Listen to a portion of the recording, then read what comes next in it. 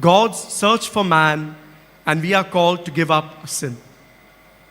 The gospel of today very beautifully tells us about the shepherd going in the search of the lost sheep.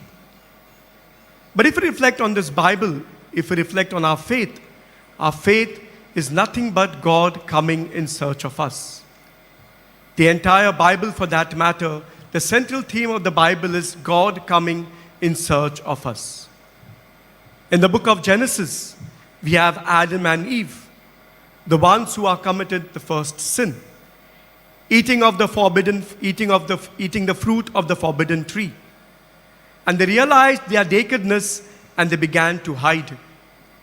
And how did God call out to them? He said, "Where are you?" God's love for them was still present so much that He is the one seeking out for Adam and Eve. If we continue in the Bible, we have the many times God has made the covenant. Covenant with Noah, covenant with Abraham, covenant with Jacob. And every time this covenant was made, the people of Israel went away from God. But God came back to them.